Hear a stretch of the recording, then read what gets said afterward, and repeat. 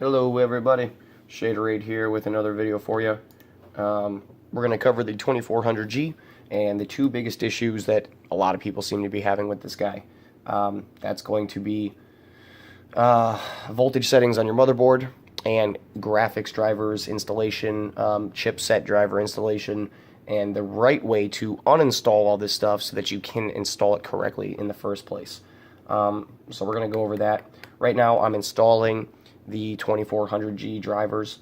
I just had to uninstall my RX 570 drivers and all that stuff, and then unplug my RX 570 power supply so that I could actually get my 2400G video out to actually show up, because it kept recognizing the 570 and wouldn't let my 2400G display out anymore.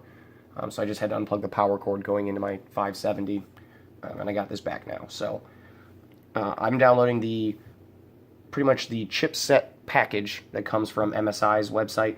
It's got the chipsets, the bus drivers, the audio drivers, the display drivers, the Radeon side. It's got all that stuff. It has everything in there inside that package from MSI. And it's going to make me restart now real quick. So I'm going to show you what to do if for some reason you installed all this stuff and you're still getting blue screens of death, you're getting video TDR failures, you're just getting glitching, stuttering, all that kind of stuff. Stuttering is going to be more about voltages in your motherboard. So if you're getting stuttering, it might not be the drivers. But it doesn't hurt to get your drivers installed correctly. So let me just show you the right way to do this. The number one program we're going to use to do this is going to be DDU. It's Display Driver Uninstaller.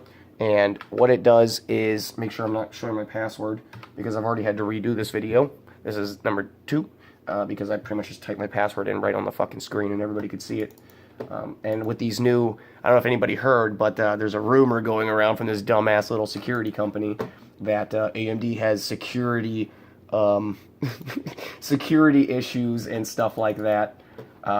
Pretty much if you have user administrative access to your PC, which no shit, you would have freaking security issues if somebody had administrative access to your PC in the first place. Anyways, that's a whole other topic. Go watch the big guys talk about it. They'll explain it better. So we got the driver installed. 2400G is installed, and let's say it's not working correctly. You go in, and I don't even know if I did it properly because I was just throwing it on there real fast. So let's go into Cinebench real quick. Pop open Cinebench, run Cinebench, and you're going to test it real quick. And you want to try it out on Cinebench, and we run OpenGL. So let's see what she does on OpenGL. Let's see if mine crashes real quick. Because if mine does, then obviously we can really test and see if I can fix my issues right here on the video. But I think it might work. Because usually the AMD or the MSI package, that I download or whatever, seemed to work pretty good for me in the past. The only thing is, I haven't tinkered with I have all my BIOS settings set to stock too, because I reset all my BIOS stuff so that I could just overclock my CPU to use with the RX 570 for mining. But as you can see, everything seems to be running pretty good right now. There's no stuttering or glitching or anything like that, and all I did was just wipe my drivers correctly and then download the package, the chipset package from MSI. Downloaded all the stuff, display drivers, bus drivers, all that stuff's got installed all at once, and it's working. It's working perfectly fine. Running this, and it's running at 68 frames per second on completely bare bones stock settings. Not bad. We'll go over that in a second. We can make that a lot better. So we're not going to save our benchmark score. Let's say you did this and it didn't work. It stuttered, it glitched, it blue screened, it died, it crashed, it video TDR failure, everything is all hell, and you're ready to break this thing in half because you've been trying for 2 weeks and you still can't get it working like some of the people in my comment section. So let's get DDU. That's numero uno. You have to get DDU. DDU, just search for it. Go to, oh, hold on. Something's happening. Whoa. Hold on. Something's weird's going on here. My scroll isn't work. What the fuck is happening here? Whoa, guys, we got some issues going on. I can't use my internet. What the fuck? Something weird's going on. Is there something happening I'm not aware of? I've never seen that, guys. That's a new one for me. Let's try and open up AMD Radeon settings. Like it won't let me search. I can't. Oh, you know what? Okay, good. I didn't have anything set in here. This doesn't give you like the compute or the graphics settings like it does on the newer Adrenaline drivers. So let's try that one more time. I don't know why it's... There we go. Okay, that was super weird. I don't know what that was, but I wasn't able to like scroll with my mouse or click anything. All right. So again, issues can still pop up. You just never know with computers. They're fucking stupid. So you scroll down on DDU. This is on guru3d.com. Here, sorry guys. Let me pull this closer for you so you can see exactly what I'm talking about. And we'll give you a write-up in the grill type look at what you should be getting. So, that looks better, right? You can at least kind of see what's happening. What's happening? Alright, so download. You just scroll down to you see download locations, download mirror US, East Coast, West Coast, whatever you want. You know, pick the one you want. Save it into your downloads folder. Go into your downloads folder. Downloads. Oh, holy shit balls. What happened? Oh, I think that's from when it was tweaking out earlier. Something weird was going on. And, oh. That was really weird. Okay, yeah, that was super weird. So you go into, you extract it, you know, you download the folder. It's going to be a zip file probably. You extract it. You'll get this folder, guru3d.com, DDU. You'll click on DDU version 17.0.8.4. Run that as administrator. And it'll extract another file out right here, which is display driver uninstaller. Good. Perfect. We're not going to use it right this second. Close it. So now, how to get rid of your AMD bullcrap that's on here that's causing you issues. You go into Add or Remove Programs. And you search down till you see AMD Software. Click it. Click Uninstall AMD Software. And uninstall. Yes. So this is going to pretty much try and wipe out all that it can of your AMD drivers and anything else that you just downloaded recently and blah blah blah, but it's not enough. It's not good enough. It doesn't install enough of the right stuff. Are you sure you want to install AMD drivers? Yes. Because there's just too much other stuff that Windows does and crap like that. Windows has its own like driver registry and bullshit like that where it saves little pieces of it and history, crap like that. And that's what DDU is going to fix. It's going to completely wipe out Windows registry and the driver registry so that none of those little pieces or history gets stuck in the new one and stuff like that and cause issues, which are where video TDR failures and blue screens of death come from, stuff like that. So it's going to uninstall, it's going to flicker and blink and all that kind of crap at you.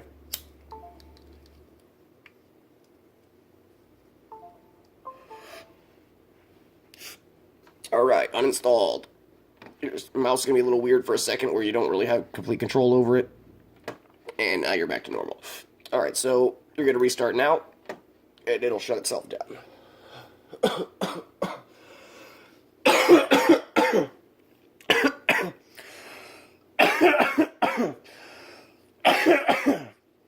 It's been running really weird ever since I started just overlapping these drivers the past like 20 minutes that I've been trying to make this video and screwing stuff up. Alright, so restarting, let it just completely restart, and then once it gets back in, what we're going to do is we're going to put the computer into safe mode, and that's where you want to run DDU from. So, as soon as she pops up here in a second. Oh, now as well too, before, I guess I should have mentioned this, you need to set a real password for your computer. Once you go into safe mode. Safe mode does not allow you to use your PIN to get into your computer. So if you haven't done it, you know, go and type in settings or whatever password, user accounts or whatever the shit you got to do, and set a real password. When you sign up with your Microsoft account, it should be the same password as like your Microsoft account as well too. But you should have had to make like a real password somewhere. If you haven't, look it up, find it, make a real password for your Windows account, and have that ready. So now that we have this all reset, everything looks all crappy because we just uninstalled the display drivers. So you're going to go down to your search thing, type in safe, as in like safe mode, and it's going to give you the top thing is change advanced startup options. Click it. Then it gives you advanced startup here, and you're going to click restart now. And what it's going to do is pop up this little blue screen like it's restarting. You're going to click Troubleshoot, Advanced Options, Startup Settings, and it'll tell you all the things that it can do once you restart this way, which one of them is safe mode, and that's what we're looking for. So click Restart.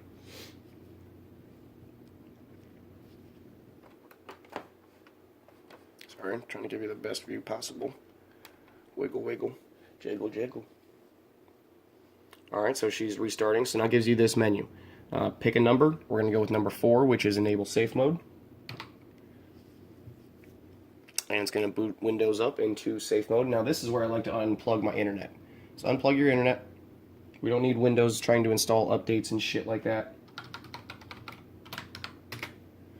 And that's where you need to use your password. You can't just use the PIN. And it's going to give you this dark black ass screen, blah blah. We're going to go into our downloads folder, and this is where we're going to get DDU involved. So DDU, display driver uninstaller, right click, run as administrator. And it brings up this window. You have a couple different options. You can uninstall NVIDIA drivers this way if you had a NVIDIA graphics card installed previously. Let's say you had a NVIDIA graphics card that was lower than what the 2400G could do or something like that. Actually, I guess that wouldn't be relevant because you probably didn't have that on a B350 or an X370. But there's, I guess, there's that slight chance. But you can uninstall Intel, AMD, and NVIDIA. We're going to go with AMD, and you're going to click the Clean and Restart up at the top. And you can see what it does over here. It tells you it's going through registries and all the AMD files it can find and just wiping everything off your system that it can possibly get a hold of that has anything to do with display drivers or AMD bullshit in general. And then it's going to restart itself. So we'll give it a second.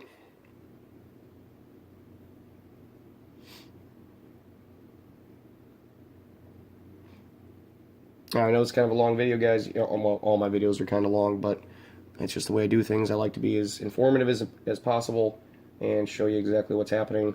I was working on my video editing skills to try and, like crop them and put them together a little bit easier. Oh, and you can click sign in options and get your PIN back this way. So that actually lets you in with your PIN. I was working on, video editing and stuff, and I had a program, but it was extremely complex. I figured it out. I could put, videos together and stuff like that, but it took forever. It ate up a lot of space, and I got to get something else. I got to look into probably like Premiere. I'll just have to bite the bullet and try and pay for it or talk somebody into letting me using theirs. Now that we got this up, all your shit should be wiped. This is about as fresh as you can get. If stuff still doesn't seem kind of right, or you want to be double extra sure, you can go into safe mode again, run DDU again, and really freaking wipe things down to base level, which I sometimes like to do, honestly. So we're going to do it just for a safe measure. How about that? Just to be sure that everything is absolutely completely wiped out of that registry, and there's no chance of being any double layered folders or anything. Troubleshoot, advanced options, startup settings, restart. We're going to go into safe mode one more time real quick, and we are going to wipe the AMD files one more time. For those of you that have been doing this for 2 weeks and have had absolutely no luck and nothing's been working, trust me, just do it 2 times. And, this doesn't take very long if you have an SSD in here. It's worth the extra little bit of time now to just do the shit right than having to deal with this bullshit for another week. I was so oh crap, hold on. I was so freaking tired of dealing with issues and problems, and then once I got my RX 570, just more problems and more driver issues. It never ends. But now that we're in here again, let's run DDU one more time. Real quick, downloads, DDU, display driver uninstaller, run as administrator, yes. Clean and restart AMD drivers one more time. And if it finds anything else, it's going to completely clean them once more. And it's going to restart itself. Alright, now that all of that is wiped, you are as fresh and as stock back to Windows fresh install as you can pretty much get on this thing without freshly reinstalling Windows. Now also having the internet unplugged right now will keep Windows from installing updates or trying to put in a freaking driver update right now that it thinks that your PC wants, but it freaking doesn't. It just wants the right drivers. So keep the internet unplugged. You should have already downloaded, your your package from your motherboard website in this process of screwing with all this. If you haven't, I'm sorry, I should have mentioned that a little bit earlier, but you need to obviously download the drivers and stuff like that and have them in your folders and everything. If not, you can plug your internet back in. You know, usually Windows won't install drivers until it restarts itself and stuff like that. So you should be okay. Plug your internet in real quick, jump onto the internet, download your AMD chipset drivers from your motherboard's website. Go into there, chipset drivers, setup, run as administrator. Yes. Now here's the thing. To be fairly honest, I can't guarantee that it's going to work one way or the other. So there's two ways of doing this.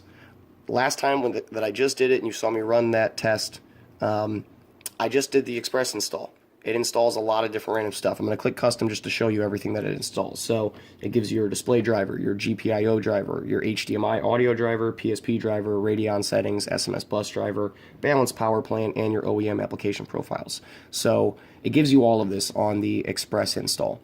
I did it. It all worked perfect, and I was able to, you know, go run and play games and all that kind of good shit. To be 100% safe, you know, if you do it this way, you can go back. If it doesn't work, go back, do DDU again, uninstall everything, come back in here, unclick the display driver, and that's automatically going to unclick your Radeon settings and your HDMI audio driver usually. So this is going to install the GPIO, the PSP, the balanced power plan, the bus driver, all that stuff. Install them. Install all that good shit, and then come back, restart the computer obviously, come back in here and just install the display driver, the Radeon settings, and the audio driver, and then restart the computer again. So that's the only other way that I can recommend to do it, is to not install the display driver immediately before you install these other ones, and then come back and try and do the display driver, blah, blah. So real quick, we will, just to show you it works, go back. Come on. And we're just going to do the express install. And it'll just throw all those things on there all by itself. And then we'll run back real quick, test it, show you that it works with just, you know, doing that. Now again, if you're having crashes and video TDR failures and all that kind of stuff, after you do it exactly like I showed you, that doesn't mean that the drivers are still not correct. That means that now you have to go test your, you need to go tinker with your voltages, because voltages are very screwed up from a lot of different motherboards, especially on the cheaper motherboards like the B350s and stuff like that.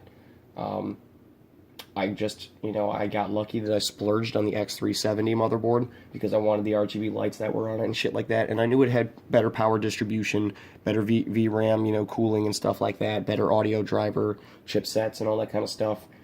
So all around, that's what you get when you pay for a B350, when you pay for an X370. You're not just getting the SLI support, because I don't give a shit about SLI support. That's not why I bought it. You get better everything. Everything on the board is pretty much better, designed better, you know, and cooled better and power distributed better. So like I'm able to hit 4.1 gigahertz on all cores on this thing like butter, straight butter for the most part. It runs everything perfectly fine. And it crushes at 4.1 with, you know, staying relatively cool. It gets up, you know, depending on how demanding it is on the cache and the system and everything else. You know, it gets up in the 60s. I've seen it get up at around 70 at its highest, but it runs like a dream. It doesn't ever throttle, doesn't do any of that shit, you know. So I got no complaints there. But that's the difference. Even a B350 board, it doesn't have good enough power distribution from your power supply to really, you know, juice it up to 4.1 gigahertz. It just isn't going to happen. Like, I can't get past 4.1 with a massive jump in voltage. So again, apparently I'm gonna have, you know, I'd have to go up to like one of these new boards that are coming out in the future if I want to get one of the newer Raven Ridge or Ryzen 2 series, you know, up to past 4.1 gigahertz as well, probably. All right, so it rebooted. Right now, we're gonna go check our driver real quick just to show you. Device manager and display adapters, and it says AMD Radeon RX Vega 11 graphics, so it does recognize it and everything installed fine. So we will go back in real fast and we will run Cinebench one more time real quick and see if she crashes. So this is what you get. This is what you should do as well too. I mean, it doesn't have to be Cinebench. Cinebench is kind of awkward as well too. You know, if you want to run Unigine, Benchmark, or whatever, you want to jump into one of your games, you want to try and play that, do that. That's a really good test, honestly. You know, open up Counter-Strike, open up something else, figure out what the shit is not working correctly, you know, if you're going to be using those games anyways. So, because I've had Cinebench work perfectly in the past, and then I go into Counter-Strike, and Counter-Strike gave me freaking issues and was crashing and giving me video TDR failures and shit like that. So, go try and jump into your game, because your game will put in, you know, real stress on this freaking CPU. Usually, this freaking thing does not put 100% strain on your graphics processing side. It bounces. It goes 100 and then down, and then up, and then down, and then up, and then down. It's not consistent, because it uses a lot of CPU processing power on this thing too, honestly, I've noticed. Even with my RX 570, it uses a bunch of processing power off the CPU instead of the GPU, so it's kind of stupid. But go start your game, check it out, see if it crashes. If it does, we're going to move on to voltages and check out some you know, standards that it should be set at around the board for the most part. Okay, so it ran it all worked fine, no crashes, no issues. Good, so far as we can tell. So we're going to restart, and we're going to go into the BIOS. And I'm just going to show you what stock voltages you should be seeing on your motherboard. Obviously, yours is going to be displayed differently. Now, another big thing, too. I've been making all these videos talking about... Oh, shit, I didn't hit delete fast enough. That's my bad. I'll just restart again real quick. It only takes a second. I've been making all my videos talking about exact voltages for the GFX cores, not realizing that because I have the X370 board, mine displays as an exact GFX voltage. If you're on the B350 boards, it does not give you an exact GFX voltage number that you can change or input an exact number to. You get like an offset GPU voltage or an offset GFX voltage or something of that sort. And what that is the difference. The difference is you're putting in a certain amount of voltage that you're going to allow your GFX core to go up by if it needs to. Otherwise, it'll just, you know, sit at exactly what it thinks it needs to sit at. Now, a couple people have pretty much told me that their stock settings that their motherboard has applied to their things are way too much. Way too much. Right out of the box, fucked up, overset, hard set in voltages from the motherboard that are just way above what they should be. Even with my settings, I don't want to put my shit at some of the settings that these guys have their settings auto set to on their motherboard. So this is a big thing. You need to go into your BIOS, or you need to use Ryzen Master, or you need to use something, you know, that can detect voltages and set voltages and all that kind of shit, and you need to change them. If you're not comfortable with your BIOS on your motherboard, try the Ryzen Master software or whatever and tinker with that one and try to figure out exactly what I'm showing you, you know. So I'm going to reset everything back to stock for you so that we know everything's set to stock. So we're going to go to save and exit, restore defaults, load optimize defaults. Yes, I'm going to save changes and reboot, and that's just going to reset my shit back. So let's go to save and reboot.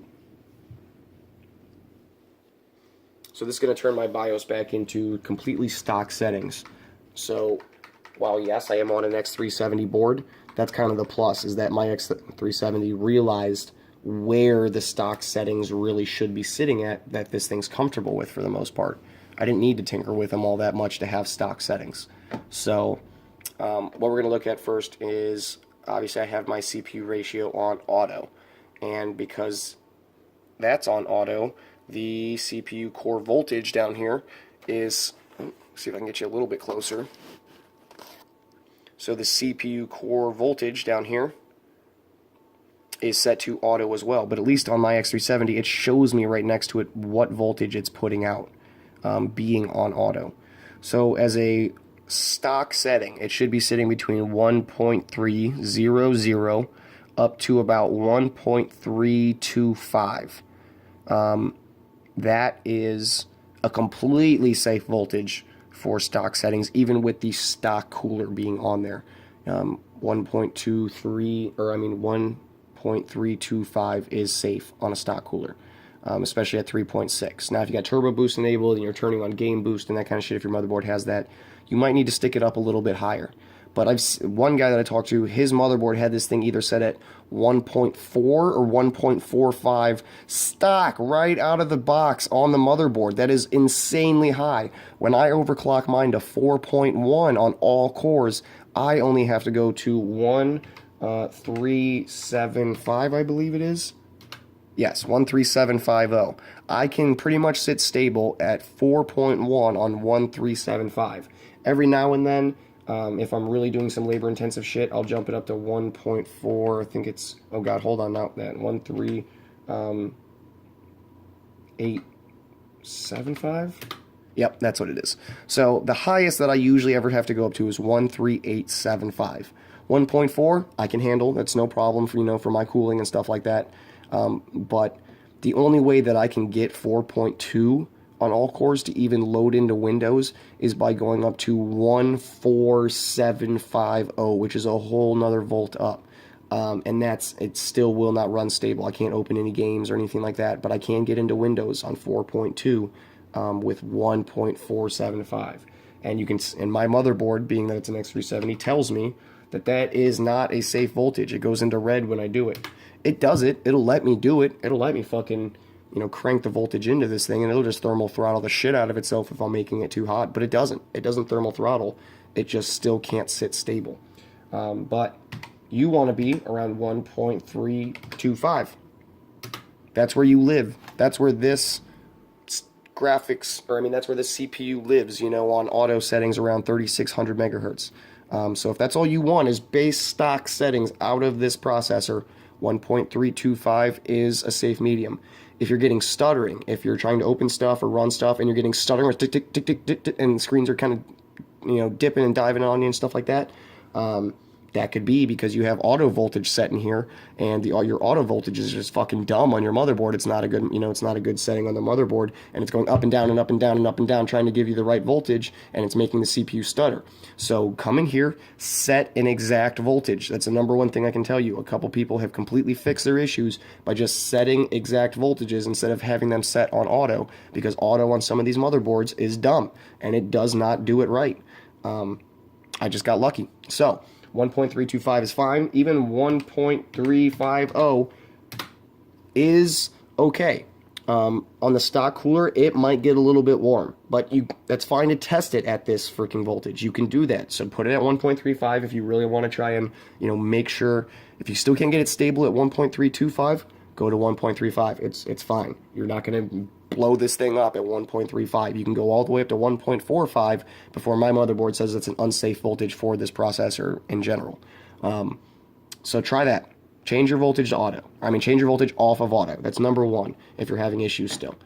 Next, we do the same thing on your GFX or your GPU side. So again, looking at mine says GFX clock frequency. Yours might be called something different. All these damn motherboards use different languages and different wording, and it makes it really freaking confusing. And I'm sorry that I don't have experience with Asus and all these other motherboards that are out there. So I can't tell you what yours is going to say. I've tried to help people that are in my comments, and I've tried to look up other motherboards, and it's a pain in the ass because other people don't do a good enough description of what you need to look for or of what they're doing. They just go through and click shit and click shit and click shit and change shit, and they don't describe anything. So look for something that's GFX clock frequency or CUDA core frequency or GPU frequency or IGP, which would stand for like Integrated Graphics Protocol or something like that, something along those lines, and look for, say frequency or a clock or something, it might say clock. So change it off of auto as well too. I believe the 2400G stock wants to sit right around either 1200 or 1300, I believe. So we're going to hit 1300. Oh, I did not hit that correctly. 1300. And again, it's going to bring up, once I type that in for mine, it brings up my core voltage. So I can set the core voltage to auto and let it do its own thing. Now with this one, it does not tell me what it's sitting at like it does for the GPU core voltage. But my little description on the side says, specifies the voltage value for the GFX core to support overclocking. This is a VID value and not a voltage level. So again, mine is an actual value of, so whatever I type in, that's exactly how many volts it's going to add into my, my chip. So it was at 1.1 when I turned it into 1300 megahertz from stock settings. So 1.1 is apparently, why does it keep moving around on me, you bastard? 1.1 is apparently stock. So 1.1 at either 1200 megahertz or 1.1 at 1300 megahertz is pretty much bone stock values for your GFX core side. Now, again, if you're trying these settings, 1200 or 1300 at 1.1, and it doesn't work, you're still having video TDR, stuttering, crashing, you come back in here and you jump it up. And you figure out what the lowest value is that you can bump your voltages up by. That's the best way to overclock. So, again, with mine, I have to type in exact values. If you have to do voltage offsets, find out what the lowest minimal difference is that you can bump your offsets up by and do those, until you find something stable. So like for me, I'm going to go from 1.1 to 1.125 and see if that brings up a value for me. And it does. So 250 is a small value that I can go up by. Let's try 1.1125. Oh, 125 to see if I can go. Now see, I can go up by 125 values. So this one obviously has a lot of range. Nope. Okay, so I can't go up by 50s, but I can go up by 125, 0.0125 volts, to be specific. So don't get that twisted. If you're going up, on yours, go up by maybe 0.1 volt at a time, but that's a big jump, because like the maximum this thing's going to support is 1300. If you're at 1300 volts on your GFX cores, that is way too high. You need to crank that shit down. If you see auto being set around 1.3, you need to crank that shit down. You need to get off of auto. 1.250. I'm pretty sure that's what I was running at before.